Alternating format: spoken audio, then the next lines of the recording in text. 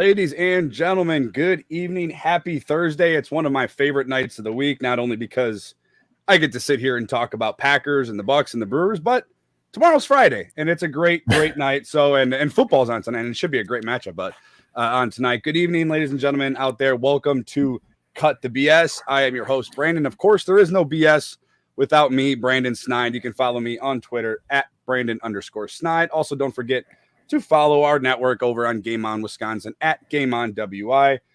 Thank you guys very much for tuning in to another awesome episode here to put on a phenomenal show with you. Very excited to have you guys tuning in. If you are on the live stream, good evening. Happy Friday. Hope everyone out there is doing well. If you are listening on your smart device, wherever you may be, I hope you are doing fantastic as well. And tons to talk about. As I always say, it's an honor and privilege to be here talking about our favorite teams with you. And tonight I am joined by a super special guest. He may not look familiar. It may look a little bit different, but don't get it confused. He is an 11-year NFL veteran. He is a 7-year Green Bay Packer. The left guard, Mike Wahle. Mike, thank you so much for coming on to the show. How you doing out there? Yeah, I'm doing great. It's funny. I don't, you don't think of yourself as different, but when I see the old pictures, I'm 60 pounds different. So yeah, it's probably a lot of people don't recognize me. That is true. And if you're watching on YouTube, Facebook, or Twitter, good evening. Follow Mike over on Twitter at MikeWall68. I promise you will not regret it. Also, the host of Process to Perform podcast. Mike, before you come on here and talk about the Packers and you answer my questions, give me a little bit of insight on that on the podcast. Yeah, so Process to Perform, it's a player development podcast for players, parents, and coaches. I work with athletes from pros down to preteens, working on kind of the tool set that I think helps them become elite. And that's usually for me, mindset development, technical mastery, and ownership decisions, which are really just lifestyle choices in the best interest of future you. So I have a separate platform that I kind of base everything off of, but that Process to Perform podcast, if anybody wants to talk about, the player development discussion and all the things that go into kind of becoming the best version of you. And it's a sports podcast. Clearly it's an athlete-based podcast, but really it applies to everything in your life. So I've really been doing it for the last couple of years. Enjoy it. Really gives me a way to kind of interact with the people that I work with and kind of deliver messages across a larger base. That's incredible because I'm going through that in a sense right now. My son he's going to be 13. So he's into the football scene, traveling every weekend and practicing and weightlifting. And I've played football. I've watched football, Mike, and it just seeing your kid go through it. It's so much more fun. And I get way more out of it. I think, having a child in her than watching, you and Brett Favre and Mike Flanagan and Amon Green and all those guys out there playing. No offense to you at all, of course. Yeah, you know what? I have two kids. I have a 15-year-old daughter and a 13-year-old son. They're both soccer players, and they're pretty competitive. And I have to tell you that I get more. I was always, it's because it's you. You worry about yourself, right? It's like before you have kids, you worry about yourself. You maybe worry about your wife, but you guys can take care of yourselves. You're adults. When you get the kids, the whole world changes. And with these kids, I am I can tear the handles off the seat. You get so kind of excited and amped up. Much more so than you did for yourself. I put a lot more weight into a 13-year-old soccer game than I did for the Green Bay Packers, which is a little bit odd. Speaking of those Green Bay Packers, it's no secret you played 11 years throughout the NFL. You played 7 at Lambeau Field. You played with some great players, Mike. I mean, obviously Brett Favre is great. Amon Green, Mike Flanagan. List goes on and on. Outside of Brett Favre, and we'll talk about the current Packers and football, I promise, but I got to dive into it because I'm gonna try not to age you here, Mike, but I'm probably going to age you. Growing up, you, Mike Flanagan, Mark Tauscher, you guys are my favorite players. I'm a trenches guy, so growing up as a kid, I was intrigued with the offensive line. So you guys everybody loved Brett Favre, everybody loved Robert Brooks, Antonio Freeman, all those guys. But I knew we had 5 fans, man. I'm glad you were one of them. I was one of them, and I just wanted to let you know. But outside of Brett Favre, because I would assume it might not be your answer, but maybe it is. Who was the best player on any position that you've ever played with? So you won't. It wasn't Brett. It was okay. It was Walter so Jones. Go ahead then. Yeah, go ahead. It was Walter Jones. Walter Jones, the best player I've ever seen. Okay. Walter Jones, and I got him. It was interesting. My last year. I was in Seattle, and I had a bad shoulder. Blah blah blah. But that was probably his worst year because it was the year he had to retire. He had a bunch of injuries, and he was still at that time, he was still the best player I'd ever seen in my life. I've just never seen a guy as good at what he does as Walter Jones is. And then on top of that, you start getting because you're in the building now and you're talking to EK, you're talking to all like the equipment managers, the guy who's been around forever. You talk about these players who've been around forever, and you start hearing these stories. Hasselbeck was there, so I'm hearing the Hasselbeck, telling me these stories. And when you talk about like how Deion Sanders is in the media today, right? And they're talking about how good Deion was, and he'd had to like take it easy on people in practice. Walter Jones would literally take people's souls. He was so good. Like, if they had a first-round draft pick or a high draft pick that was a defensive end or outside linebacker, after a while they couldn't even put him against Walter because Walter would just take all his confidence away because he never lost. He's just the guy. I've never seen anything like it, man. Like, we played him in the NFC Championship my first year in Carolina. I remember he took Mike Rucker. Mike Rucker is an absolute unit. He is an absolute stud. He took Mike Rucker about 30 yards in the air. I mean, again, one of those things like you've never seen anything like in your life. He was just different. He was different in every way. That's incredible. I knew he was special. I know when you were there, it was kind of like you said, towards the tail end of his career. But if you could, I met Brett Favre actually this year. I was at the game in October, and I met him. I got his autograph and got my picture with him. He's still as wild, Mike, and you probably know him more than obviously than I would know him, but. He's still as wild now. He was getting the crowd amped up over there at Lambeau. Do you have a favorite story that you can not get in trouble with, or maybe a memory in the huddle, maybe a memory on the sideline? Everybody has Brett Favre. I'll sum up Brett Favre for you in this one story. So. I think we're playing the Detroit Lions. It's like a cold weather game. We're at home and we're beating the brakes off them, right? So you remember Alonzo Spellman? Yes. Alonzo Spellman. Yeah. So, he was a scary dude for a while. I kind of bounced around a couple teams and whatnot. Yep. So he was like third team for Detroit Lions at the time. And so I think Amon got like a screen pass and we're all running down the field and throwing our blocks and whatnot. It's like a long run. And like out of nowhere, like Brett comes out of nowhere, 40 yards downfield. First of all, what quarterback's running 40 yards downfield these days anyways? Yeah. This dude runs 40 yards downfield and cuts Alonzo Spellman. Wow. And Alonzo Spellman like had bad knees. I think that's why he retired.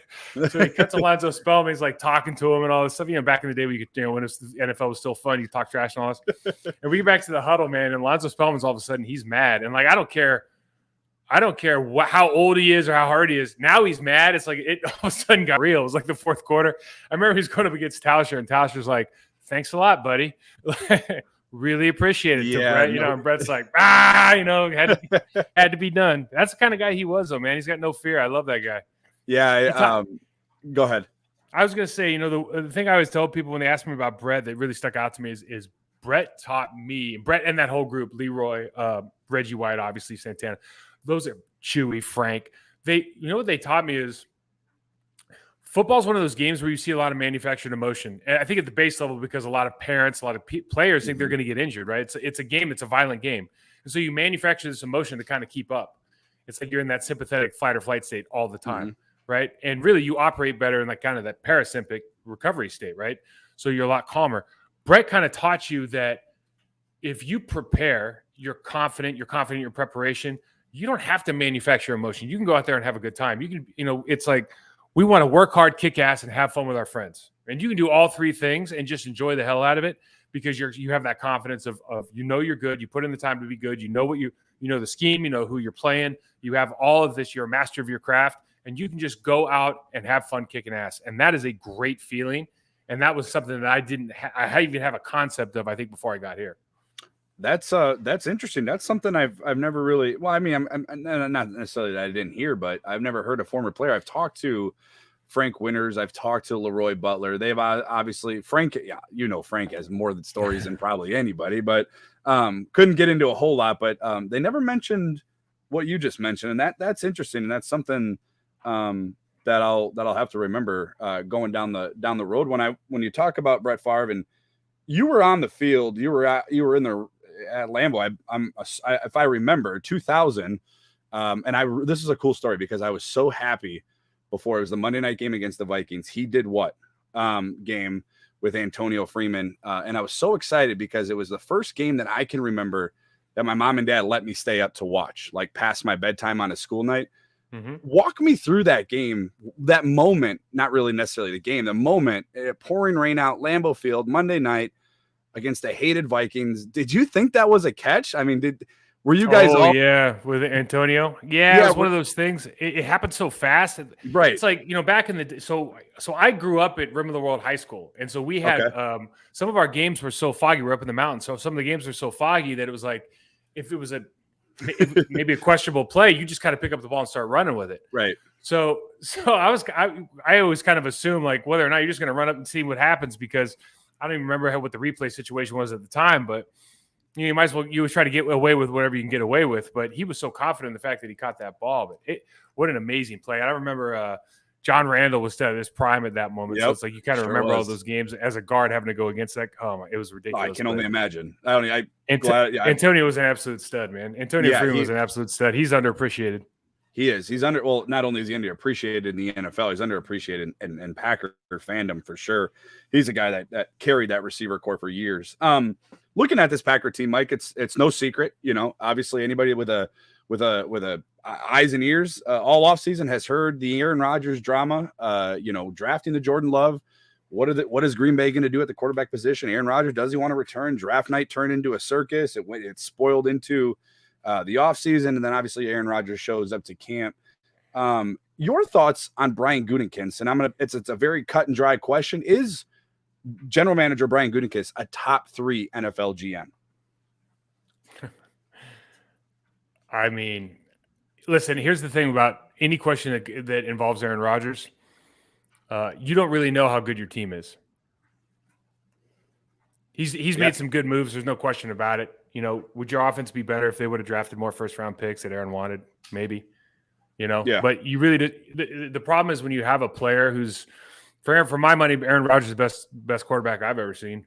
Yeah. And when you have a guy that's that good, I mean, it's you like Ferraris or Lamborghinis with him and Tom Brady, but when you have a guy that's that good, it's like you really don't know until you used to go watch Jordan Love play against the Chiefs and they drop like 13 points or whatever. Like, you don't really know what you have, right. So it's hard to say how good. I mean, Goody's done a really good job. Like, if I was good, I'd be really proud of myself.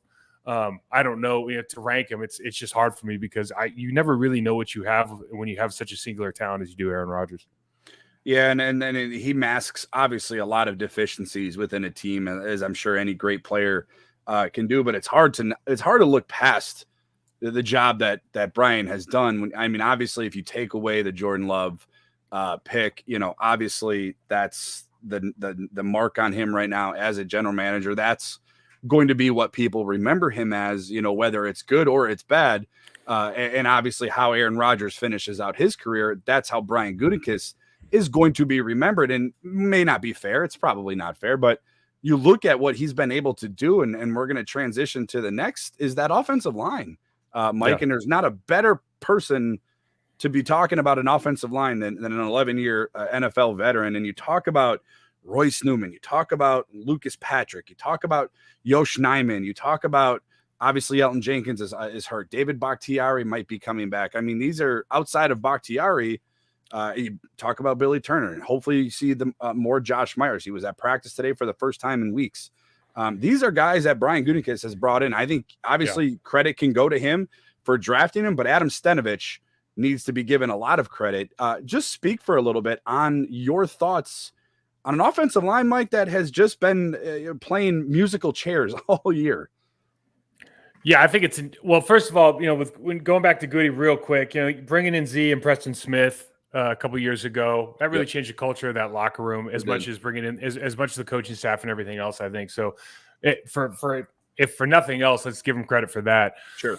Regarding this offensive line, for them not to be talked about during the game, and they're missing 4 of their starters is absolutely remarkable. And for me, you have to, when you talk about building a team, you always hear the catchphrases are from general managers, from coaches. We're going to acquire and develop talent.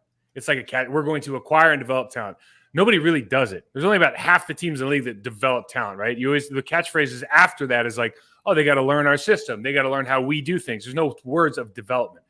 Adam Stenavich has done an incredible job. Yeah. When you got 4 guys on the bench, and Josh Myers, I know he's young. Josh Myers is going to be a player in this league for a long time. I wanted to ask you about him, so we'll come back to that. Go ahead. Billy Turner was a journeyman until he got here. Yep. Right? I was with Billy in Miami. I love the guy, but he was a journeyman. I think we went to the Broncos after this. He is a bona fide, very, very good tackle in this league now. And obviously, Bakhtiari, for my money, is probably the best left tackle in the last 5-7 years. Maybe him or Trent. Yep.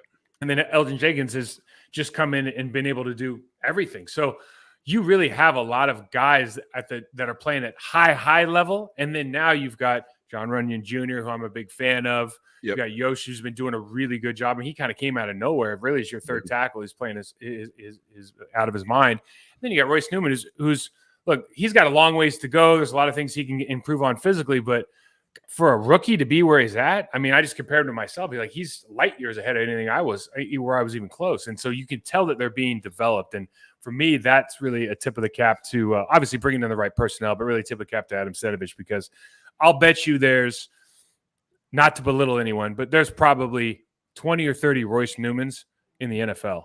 Yeah. And he's doing so well is a testament to obviously his coaches in college, his parents and all of that, but also that Adam Stenavich is doing such a good job developing him. Yeah, that's a really good point. I never really thought about it like that before. When you talk about rookies, Mike, and you're coming into it in a complex system. I mean, it took Aaron Rodgers a year to kind of get this system under control. And obviously the offensive line isn't necessarily, I think there's probably the second smartest group of players on the field, but maybe not to the Aaron Rodgers level. But how difficult is it for a guy like a Josh Myers, like a Royce Newman, 4th round draft pick, 2nd round draft pick, to come in with, first off, you're coming into what was a messy situation when they got drafted. And now you turn around and you're blocking for, like you said, and like I'll say, the greatest talent at the quarterback position we've ever seen. How difficult is that? Well, I think the expectations and kind of the consequences of not doing your job are pretty heavy, right? But at the same time, one thing that I think Rodgers and LaFleur jointly have to be given a lot of credit for is, more often than not, this group has been put in a position to be successful in the way that they call their plays and the tempo that they use, and the way that Aaron Rodgers' ability to get rid of the ball. Like we talked about it at length on the podcast I do with Amon Green on my block. Mm-hmm. The pocket is fundamentally different than it used to be because people are out of shotgun now, right? So back in the day, you're under center a lot. You go 5-step drop. You probably plant your back foot at 7 or 8 yards.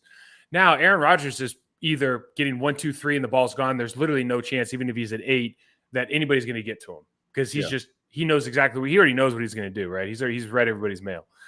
Now, when he does a 5-step drop, he's planting his foot at 11 yards.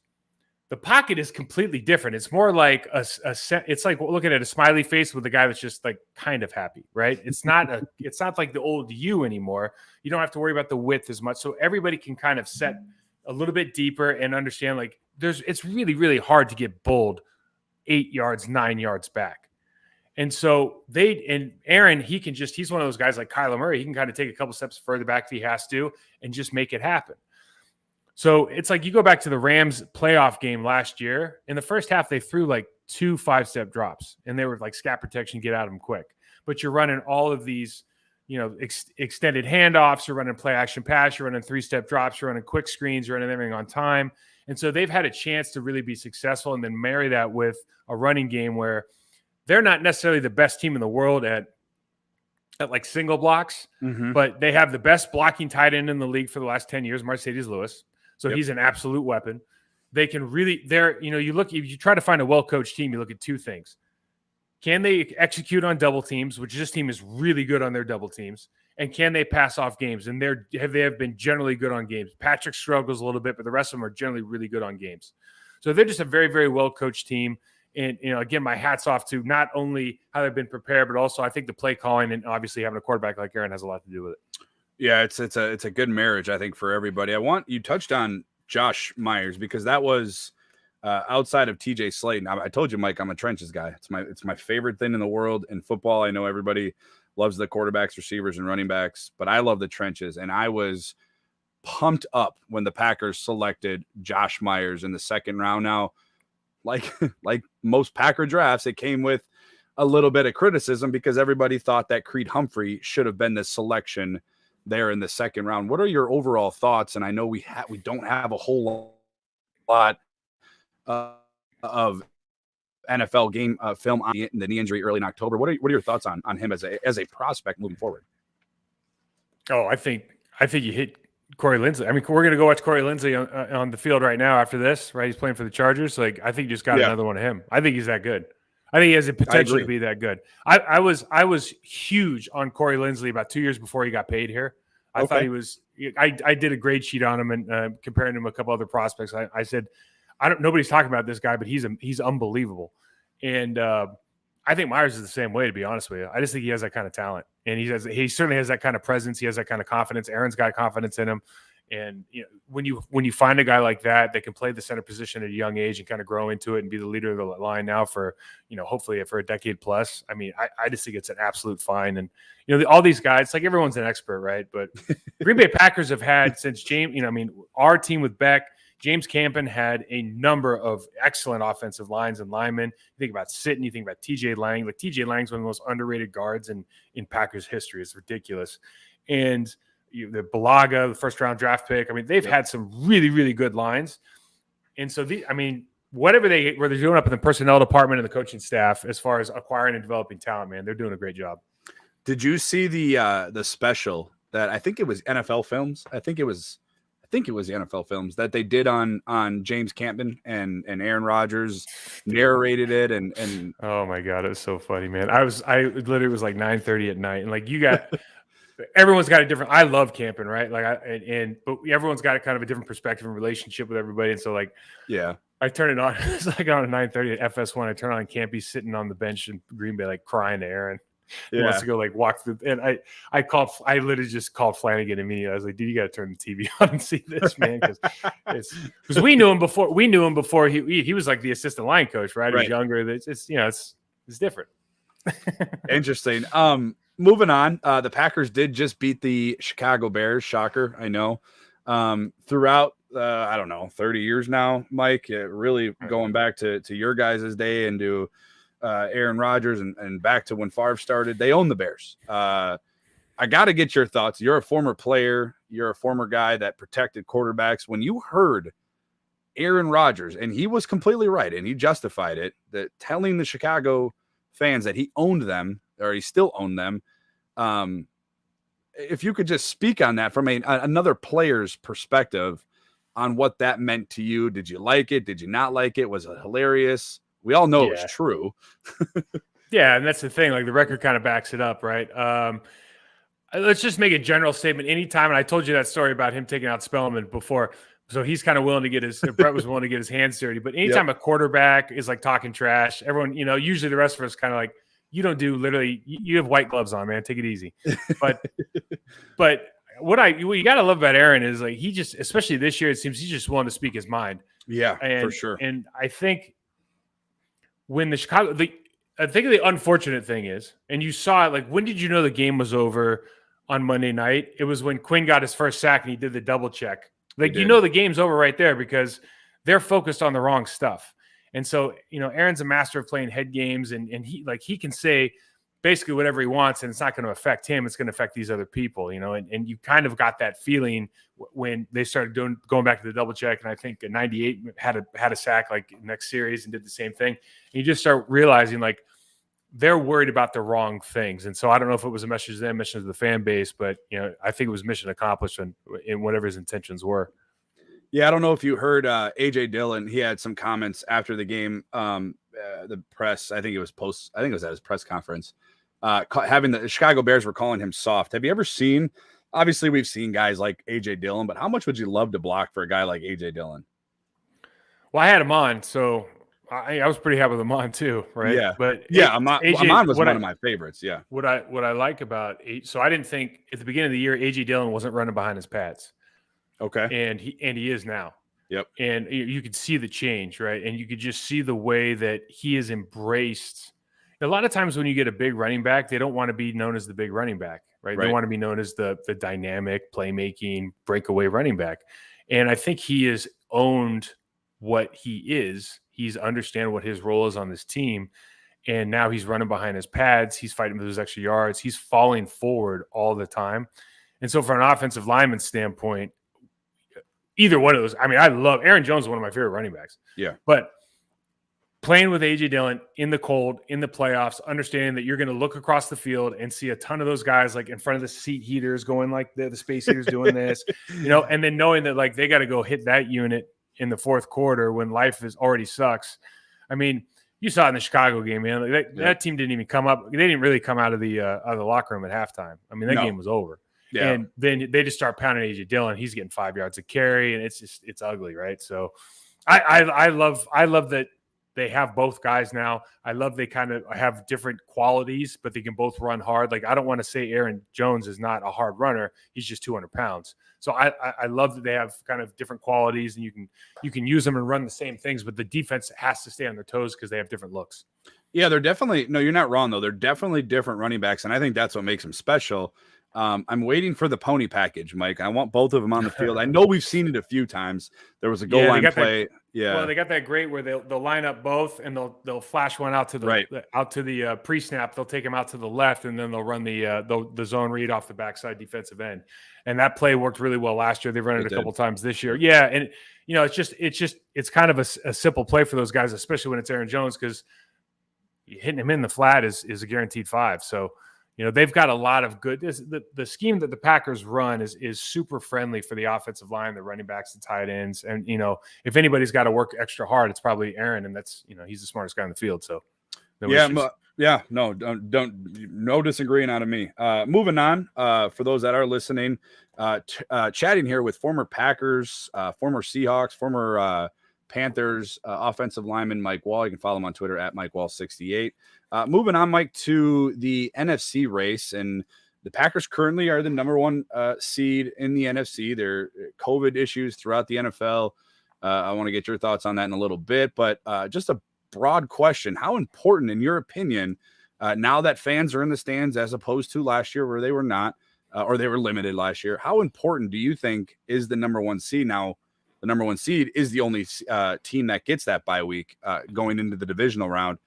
In your opinion, how important is that number 1 seed for the Packers? The number 1 seed is so important just because of that bye week, because that just means that you have to play one game to get to where you get to the championship game, and that you can't put a price on that. Right. From a fan's perspective, Lambeau Field is a great place to play, and I think playing in the wintertime, if you get 2 home games, I love our chances, obviously, because not a lot of teams are built to play in the cold. We clearly are now, especially with the addition of A.J. Dillon and what he adds to what we were just talking about. Yep. The tight ends that we have blocking Mercedes Lewis and being there and everything, we just really we're built for the cold weather team. We can play in that environment with a lot of these teams. So you think about Arizona, Tampa Bay, I feel much better about us being here than us going there.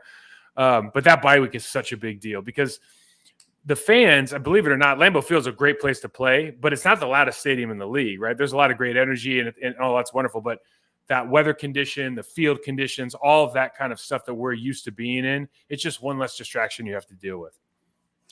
I got to ask you real quick, because you just said it, and it's not the loudest stadium. I think you've played in Seattle. Seattle's definitely louder.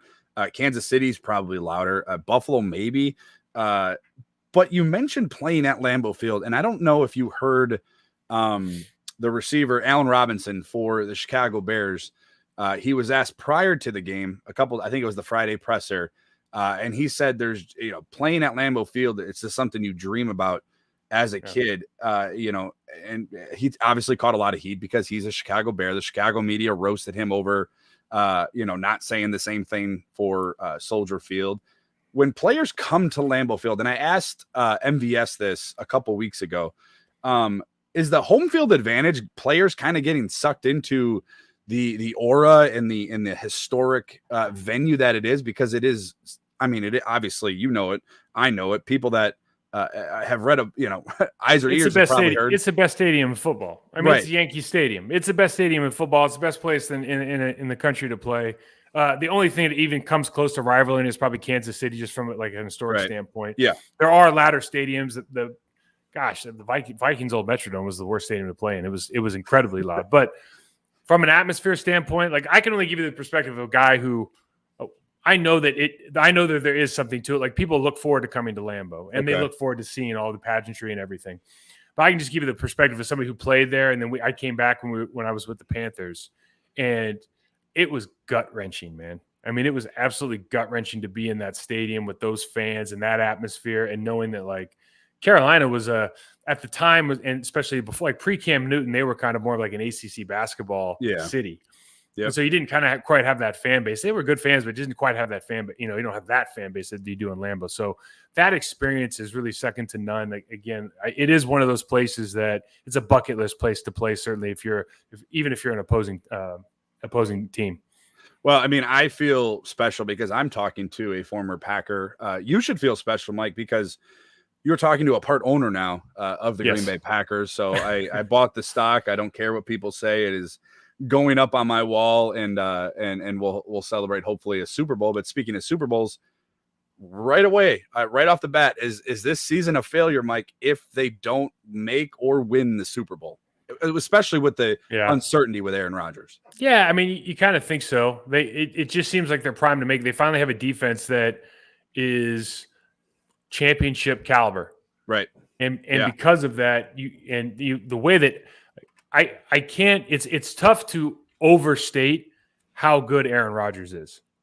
It really is, and the level that he plays, the pre-snap and the post-snap decisions that he makes are. I don't know if anybody's ever done it better. And so you're in a position where you have to be thinking with the weapons you have on offense, with the defense you have. I mean, if the special teams can just get back up to, just strive for mediocrity right now, just get back to average, then I think you have to look at it like it's Super Bowl or bust for sure.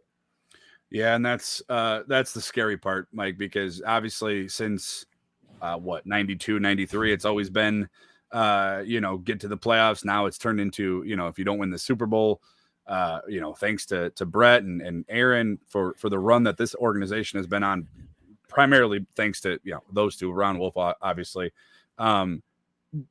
Talking about this game, talking about the playoffs, we talked about the number one seed. Obviously, it's like you said, it's of importance. You have the home field advantage. You have the best quarterback.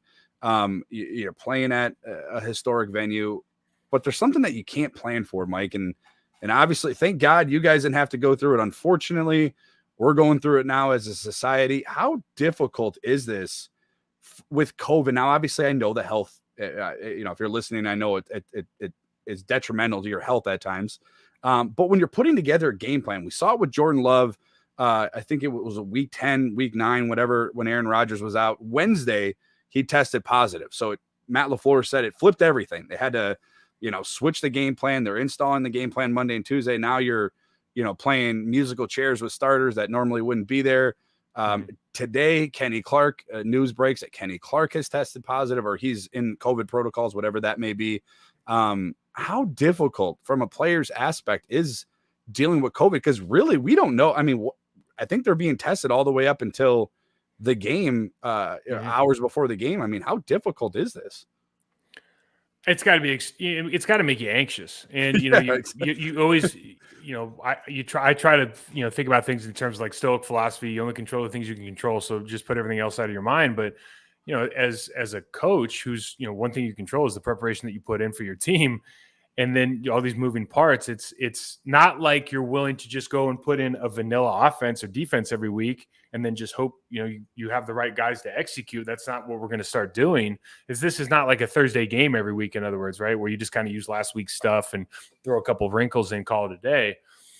But I think depending on the personnel that you have in key positions, that like when Aaron Rodgers is out, obviously things have to change.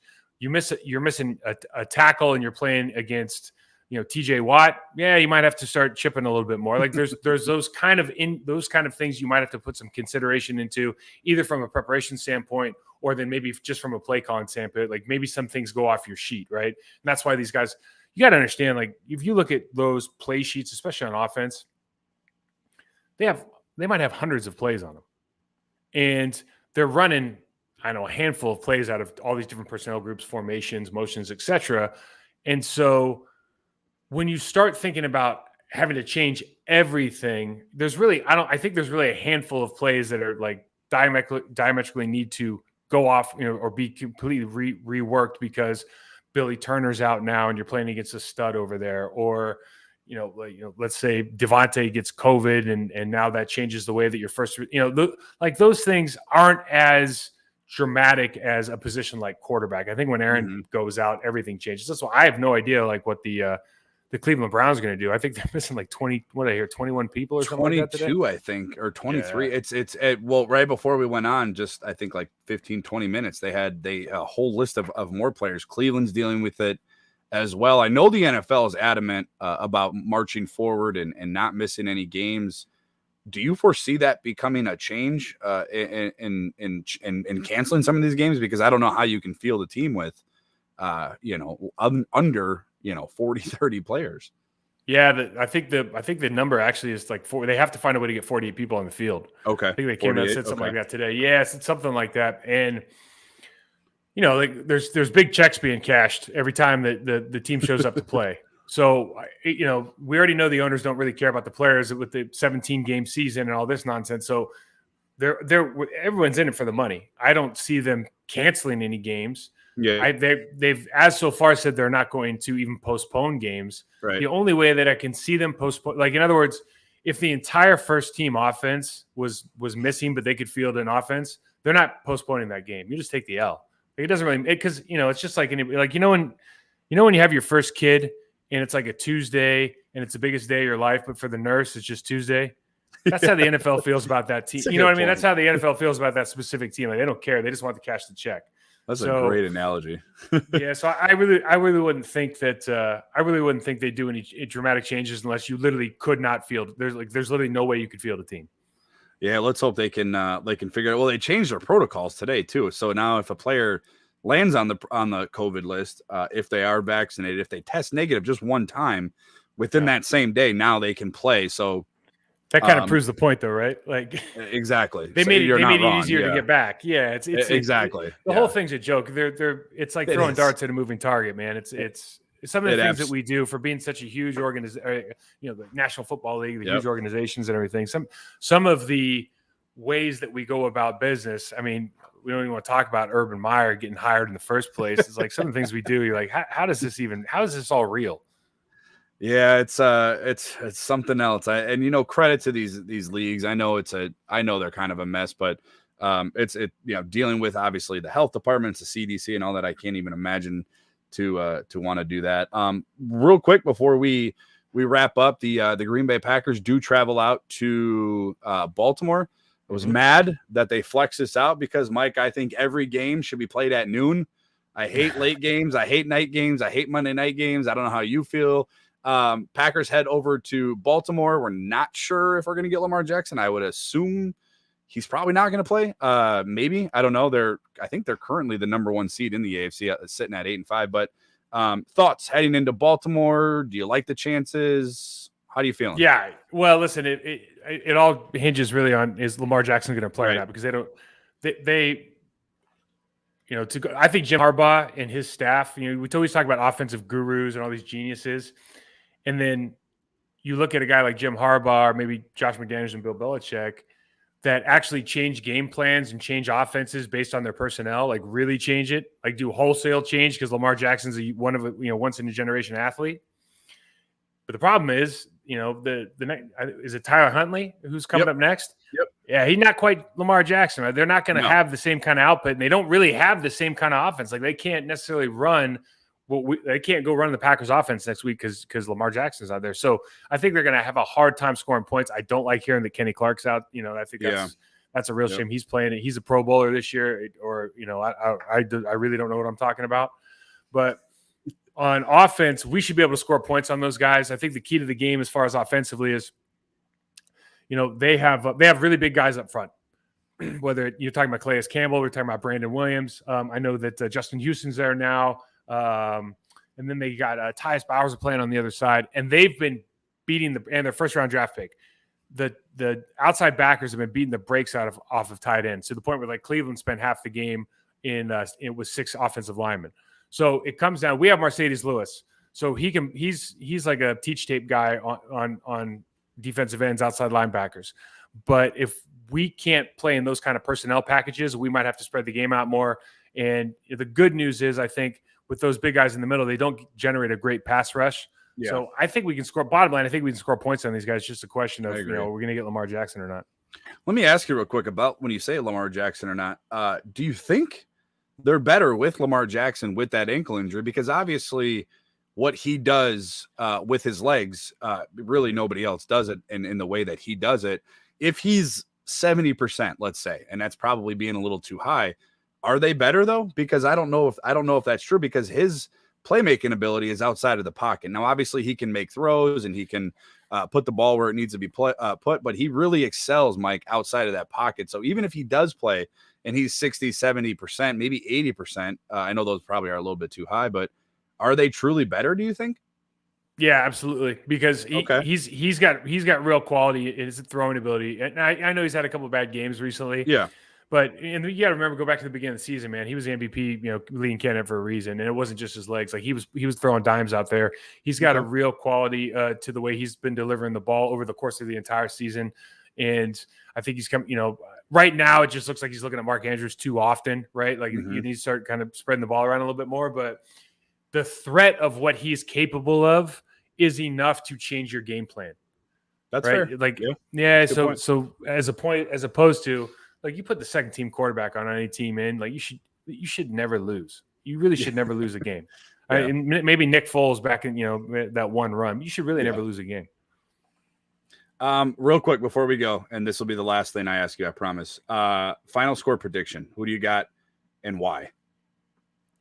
Packers Ravens or the game tonight? Packers Ravens? Packers Ravens. Yeah, that's a good question. So I think the Packers are going to it's going to be a little bit lower scoring game. I don't know, 27-17, something like that. Okay.